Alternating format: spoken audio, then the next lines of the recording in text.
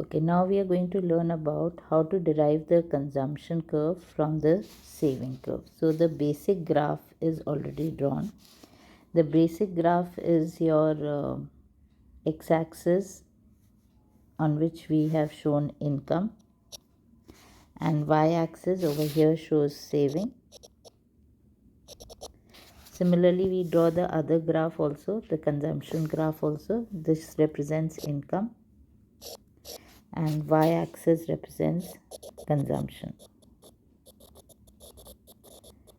We've already studied that the saving graph will start below the point of origin, and the logic behind the saving graph starting below the point of origin, we have taken this much, is because at income level being equal to 0, there is still some positive consumption which leads to dis-saving.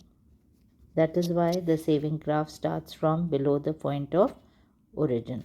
So once we draw the saving graph intersects at point R, the x-axis, and at this point R, where the saving graph is intersecting the x-axis, we can see that at this point R, saving is equal to 0, and APC, that is average propensity to consume, is equal to 0, because average propensity to consume is defined by C by Y.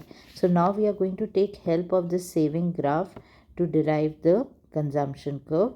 To do so, I have already drawn the income graph, which starts from the point of origin and makes an angle of 45 degree with x-axis as well as y-axis. So I have drawn the income graph. Now our objective is to derive the consumption graph from the saving graph. So we already have the saving graph drawn, where the saving is equal to 0. What we are going to do is we are going to draw a line which passes through the income curves. This is how we draw the line which passes through the income curve. So at this point, we have got the point where consumption will be equal to income, and this is the break even point. This is the break even point. And at this break even point, we have learned that APC, which is defined as C by Y, is equal to 1. But still we have not derived the consumption graph. Now what we are going to do is we are going to draw the consumption graph. So here we are drawing the consumption graph from starting from y-axis and passing through this point. You can label this point as E, point E. So this is how we are drawing the consumption graph.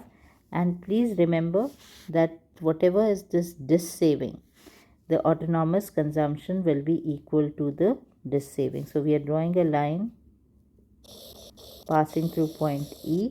This is our consumption curve and this is our autonomous consumption.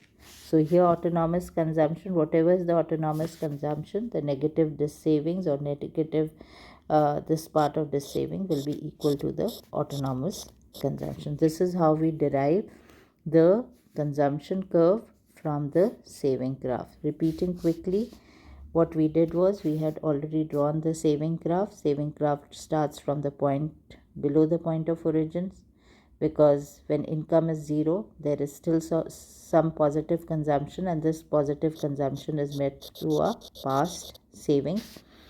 At the point R, where the saving graph is passing the x-axis, the saving is equal to 0 and APC is also equal to 0, because we've learned that APC is nothing but the ratio between consumption and income.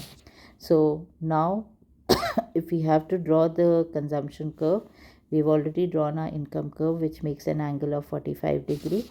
So wherever this intersects, wherever this is intersecting, we will draw the consumption curve from the starting from the y-axis, and remembering that whatever is the dis-saving over here, your autonomous consumption will be equal over here.